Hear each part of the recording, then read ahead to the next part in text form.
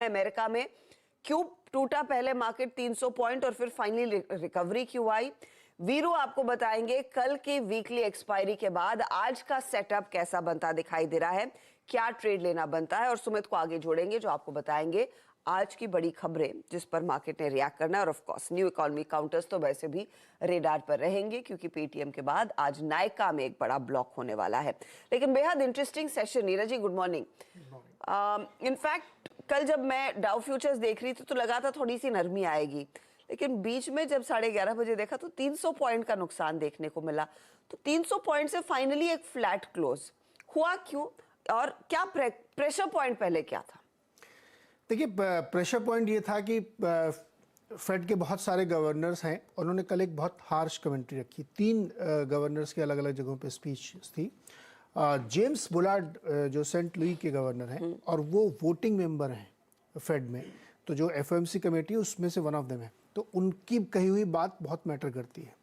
James Bullard का ये कहना है कि अभी भी बहुत ज़्यादा जो हमने किया है उसका कोई खास असर हुआ नहीं इन्फ्लेशन को कंट्रोल करने में, इसलिए फेड की जो हॉकिश पॉलिसी है ये लंबी चलेगी। अभी ये स्टेटमेंट अपने आप में लोडेड स्टेटमेंट है। इसका मतलब क्या हुआ?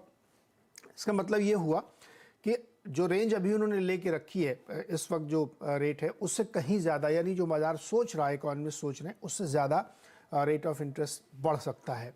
तो उस बयान के बाद मार्केट को थोड़ा सा लगा, तो इसलिए मार्केट एक समय 250 पॉइंट फेड डाउ जोन्स नीचे आ गया था।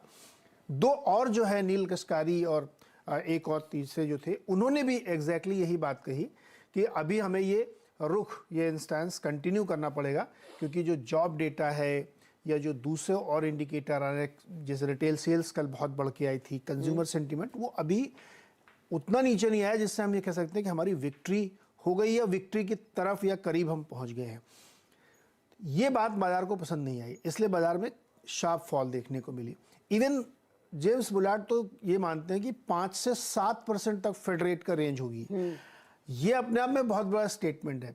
एपी एसोसिएटेड प्रेस में खबर छपी, बड़ी विस्तार से आप लोग पढ़िएगा उसको। तो इसके बाद बाजार को बड़ा डिस्टर्बिंग लगा और तेज गिरावट बाजार में आई, लेकिन फिर एकदम आखिरी घंटे में रिकवरी भी देखने को मिली।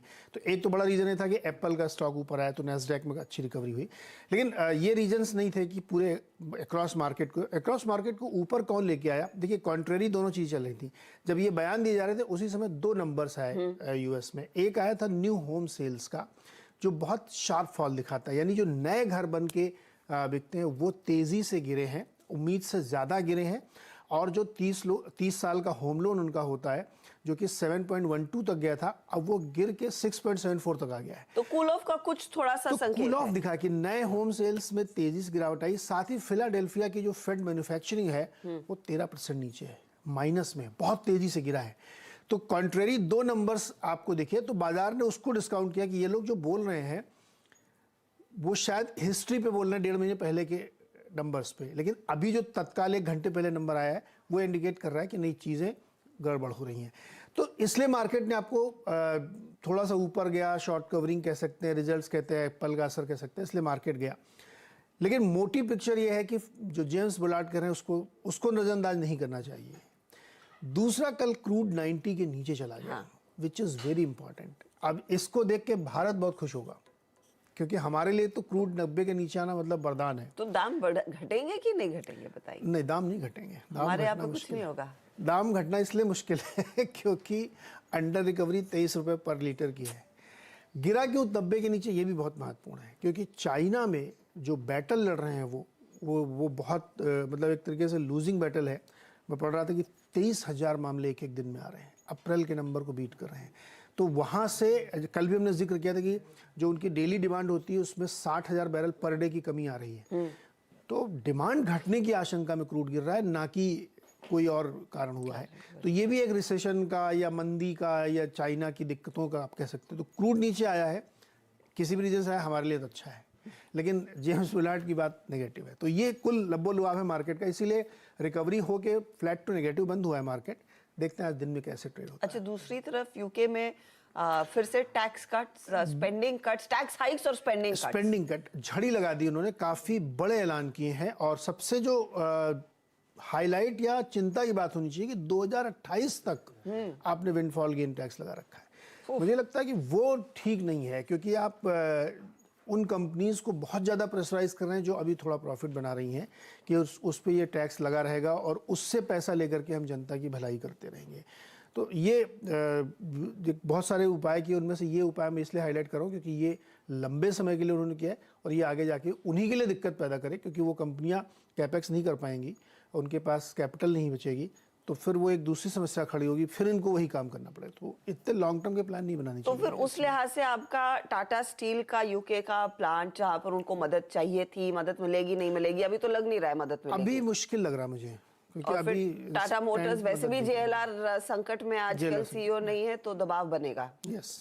तो बेसिकली यूरोप फेसिंग या फिर यूके फेसिंग कंपनियों के लिए आज थोड़ा सा मामला बिगड़ा हुआ दिखाई दे रहा है। बिगड़ा हुआ है, और जो कदम लिए ना हर्षदा, वो बहुत इंस्टेंट, मतलब पैनिक रिएक्शन है। उसके पीछे कोई बहुत गहरी सोच नहीं दिख रही मुझे कि सुनक साहब ने या हंट जो उनके फाइनेंस मिनिस्टर हैं, उन्होंने कोई बहुत दूरदर्शी प्लान बनाया हो। हाँ। वो ऐसा नहीं लग रहा, वो ऐसा लगा इंस्टेंट कोई आपको दवा देनी है तो आपने एक रेमेडी पेश तो कर इसमें सुनक साहब का कितना हाथ होगा, या फिर उन्होंने खुली छूट दे दी है? हंट ना, इस बार वो गलती नहीं करेंगे सुनक साहब, जो गलती पिछली बार लिस्ट्रस ने की थी। तो इस बार तो सोच समझ के किया है, लेकिन देखते हैं कैसे प्लान चेकआउट होता है, क्योंकि यूके की हालत बहुत ही खराब है। आप देखिए अभी कल इन्फ्लेशन नंबर आया था ना 11% से ऊपर, तो ये पैनिक रिएक्शन है उसका। देखिए पैनिक में बड़े बड़े एक्शन लिए जा रहे हैं, लेकिन भारतीय बाजार में कोई पैनिक के संकेत तो दिख नहीं रहे हैं। अगर आप एसजीएक्स निफ्टी देख लें, इस सब के बीच 82 अंकों की बढ़त पर तो हल्के से एक पुल बैक के संकेत बनते हुए दिखाई दे रहे हैं। एसजीएक्स निफ्टी लेकर आइएगा एक बार फिर 18,455 के लेवल्स, तो 18,400 के ऊपर की ओपनिंग की उम्मीद। Veeru good morning. कल तो तेजी वालों ने थोड़ी सी उम्मीद हल्की कर ली थी, बेयर्स की काफी प्रेशर आया वीकली एक्सपायरी के दिन। आज इन संकेतों को कैसे पढ़ रहे हैं? क्या मामला फिर से 400 के ऊपर का दिख रहा है? Good morning Harshada. देखिए कल वो जो आखिरी में एक डिप आया था वो मोर और लेस एक्सपायरी फैक्टर था, मैं मानता हूँ। देखिए हर्षदा, कल से यहाँ तक आते आते दो चीज़ें बदली हैं। एक तो आपका वीकली कॉन्ट्रैक्ट बदल गया, मतलब अब आप लास्ट वीक यानी मंथली कॉन्ट्रैक्ट में ट्रेड करेंगे। एक बात यहाँ पर ये कहना चाहूँगा कि अमूमन जब आपका थर्ड वीकली कॉन्ट्रैक्ट यानी सेकेंड लास्ट वीकली कॉन्ट्रैक्ट जो होता है वो बहुत रेंज बाउंड रहे, जैसे कि हम रहे, आई मीन अबाउ 300 बिलो 440, तो अमूमन मंथली कॉन्ट्रैक्ट एक क्लियर वर्डिक्ट, एक रेंज ब्रेकआउट देने की कोशिश करता है, ठीक है। और अभी तक हम इस जोन में बहुत, अगर आप देखें, थिन तरीके से ट्रेड कर रहे हैं, और जो है सो है। अब आपको इसी रेंज को ट्रेड करना पड़ेगा, क्योंकि यही विकल्प है, इसी छोटी सी रेंज को। और 15 की विक्स पर आप ऑप्शंस बेच के काम भी नहीं कर सकते। आप ये भी नहीं कर सकते कि मैं एक कॉल बेच दूं, पुट बेच दूं और मुझे अच्छा प्रीमियम खाने को मिले, वो भी पॉसिबल नहीं है। तो जब तक रेंज है, रेंज को ट्रेड करेंगे। कोई सब्सटेंशियल चेंज एफआईएस के स्टैट्स पे उनके रुख में नजर नहीं आ रहा है। 618 करोड़ रुपए की बाइंग, 429 करोड़ रुपए की डीआईएस की बाइंग।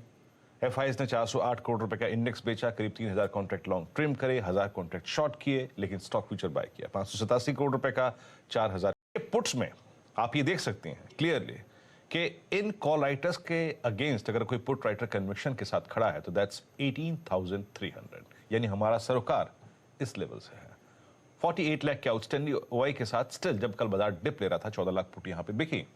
18,200 की पुट में 7 प्लीज रेजिस्टेंस जोन लेके आइएगा। 18,387 पार करके 427 पार कर रहा है, तो एक अच्छा स्विंग टुवर्ड्स 473 और 510 लुक्स पॉसिबल।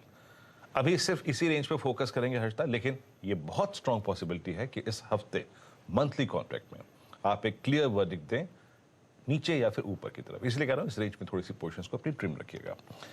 जहां तक निफ्टी बैंक का सवाल है, देखिए अभी भी स्ट्रॉन्गेस्ट इंडेक्स, ठीक है, कल अगर आप देखें एक्सपायरी की टर्बुलेंस थी, बट एक चीज है यहां पर, यही है कि निफ्टी बैंक अगर 42,500 की तरफ बढ़े तो आपको थोड़ा सा एक्शन दिखेगा स्क्रीन पर, लेकिन गारंटी इस बात की बिल्कुल नहीं है कि हम 43,000 तक पहुंचेंगे, क्योंकि वहां पर पोजीशंस अभी भी कटने को खड़ी है। तो क्लियरली एक छोटी रेंज में ट्रेड देखने को मिल सकता है। तो ऐसे में स्टॉक्स पर ज्यादा एक्शन देखा जाएगा। तो किन स्टॉक्स पर आज क्या खबरों का इंपैक्ट देखने को मिलेगा, सुमित हमारे साथ है। सुमित, फिर से ब्लॉक डील्स के साथ ही शुरुआत होगी दिन की। कल भी एक बड़ा ब्लॉक था पेटीएम में, 10% के आसपास का कट वहां पर आता हुआ दिखाई पड़ा ब्लॉक डील के मद्देनजर। आज नायका के अंदर एक ब्लॉक डील है जो एक्सक्लूसिव जानकारी मिली है, करीब करीब 1000 करोड़ रुपए के आसपास का ब्लॉक है, सिटी ने लॉन्च किया है। टीपीजी ब्लॉक डील के जरिए हिस्सा बेचेगा, रफली 0.5% के डिस्काउंट पर यह ब्लॉक डील होने का एक अनुमान लगाया जा रहा है। तो नायका के ऊपर नजर रखेंगे। कल भी फर्स्ट हाफ के अंदर यहाँ पर तेज बिकवाली थी, लेकिन सेकंड हाफ के अंदर एक स्ट्रॉन्ग पुल बैक भी था। तो आज किस तरह से रिएक्ट करता है स्टॉक्स पे हमें नजर रखनी होगी। इसके अलावा कुछ और स्टॉक्स में अगर नजर रखी जाए तो उसमें एक फोर्टिस हेल्थ केयर पे, जहाँ पे IHH को कोर्ट से मंजूरी लेने का आदेश दिया है सेबी ने, और ये ओपन ऑफर को आगे बढ़ाने के लिए मंजूरी की मांग की गई है। तो ये फोर्टिस हेल्थ केयर पे भी आप ध्यान रखेंगे। वैसे भी हॉस्पिटल स्पेस जो है वो काफी बजिंग है। हाल फिलहाल में केम्स और मेदांता से स्टॉक्स में तेजी देखने को मिली है, तो अब आप फोर्टिस के ऊपर भी ध्यान बनाकर रख सकते हैं। अच्छा, एक इंपॉर्टेंट अपडेट, पहले वो हिंदुस्तान जिंक की तरफ से 15 रुपए पर शेयर के आसपास के डिविडेंड का ऐलान हुआ था, और उसके बाद अब जो कंपनी के प्रमोटर हैं वेदांता, उनकी तरफ से भी एक अपडेट आया कि 22 नवंबर को एक इंटरिम डिविडेंड के ऊपर बोर्ड फैसला ले सकता है, और करीब करीब 4400 करोड़ रुपए के आसपास वेदांता को मिले हैं हिंदुस्तान जिंक से जो डिविडेंड उन्होंने अनाउंस किया उसका। तो आगे चल के अनुमान है किस तरह का यहाँ पर डिविडेंड का आंकड़ा आता है, ये एक क्रूशियल पार्ट रहेगा जिसके ऊपर भी आपको नजर बनाकर रखनी होगी। इसके अलावा BEL ने एक टाइप किया है, उस टाइप के हिसाब से कंपनी ने AVNL के साथ एक टाइप किया है डिफेंस व्हीकल टैंक के लिए। आर्मर्ड व्हीकल निगम लिमिटेड AVNL का फुल फॉर्म है, जहाँ पर ये एडवांस वेपन्स और इक्विपमेंट्स बनाएंगे। तो ये इस लिहाज से एक BEL के ऊपर भी आप नजर रखेंगे। और साथ ही साथ क्योंकि क्रूड के अंदर भी एक सॉफ्टनेस है, और दूसरा भी कुछ देर पहले आप यूके की दो तमाम कंपनियों के या फिर यूके की इकोनॉमी के ऊपर बात कर रहे थे, तो जो कंपनियां वहाँ पे एक्सपोज्ड हैं, मिसाल तौर पे Tata Motors, Tata steel, Motherson, Bharat forge जैसी कंपनियों के ऊपर आप ध्यान रखेंगे। और साथ ही साथ क्योंकि क्रूड के अंदर एक सॉफ्टनेस है, तो क्रूड रिलेटेड जो कंपनीज हैं उनके ऊपर भी आपको नजर बनाकर रखनी होगी। ओके, तो ये तमाम वो काउंटर्स आज रेडार पर डेफिनेटली आते हुए दिखाई देंगे। अच्छा, एक और चीज जिस पर आपकी नजरें होंगी, कुछ स्टॉक्स आज एक्स डिविडेंड होंगे। तो हाल में करीब 20 रुपए का एडजस्टमेंट होता हुआ दिखाई देगा। इन्फो एज भी करीब करीब 10 रुपए एक्स डिविडेंड होता हुआ दिखाई देगा। तो इन स्टॉक्स में आप वो ध्यान रखिएगा अगर प्राइसेस थोड़े से नीचे दिखाई दे। इमामी में करीब 4 रुपए डिविडेंड एडजस्ट होगा, और सन टीवी में करीब करीब 3 रुपए 75 पैसे के आसपास का एडजस्टमेंट होता हुआ दिखाई देगा। लेकिन साथ ही आज कुछ और चीजें हैं जिसपे आपकी नजरें होनी चाहिए। एक तो कल हम बात कर रहे थे कि बलरामपुर चीनी बैन में आई, वो अभी भी बैन में है, कोई नया स्टॉक ऐड नहीं हुआ है बैन में। तो अभी भी आपको भेल, Sun TV, GNFC, delta corp और इसके साथ बलरामपुर चीनी, इंडिया बुल हाउसिंग बैन में दिखाई देंगे। कल कोई एडिशन नहीं हुआ है। लेकिन आज एक इंटरेस्टिंग चीज अमेरिका में होने वाली है। जश्न है बाइडेन साहब के घर में, इनकी बड़ी बेटी की शादी हो रही है। तो ये क्या फिर मोदी जी को बुला रहे हैं कि नहीं बुला रहे हैं? बुलाना तो चाहिए आइडियली। तो मैं वही सोच रही हूँ कि कितने फिर प्रेसिडेंट्स, प्राइम मिनिस्टर्स उस शादी में शामिल होंगे, या फिर नाओमी बाइडेन कहेगी नहीं पापा हमको तो एक स्मॉल फैमिली अफेयर चाहिए। मे बी इंटरेस्टिंग सी देखते हैं, कहीं से कुछ विजुअल्स आए, हालांकि लगता नहीं मुझे कि व्हाइट हाउस के लॉन्च पर हो रहा है। मतलब ऐसा होता तब तक खबर आ गई होती कि मोदी जा रहे हैं।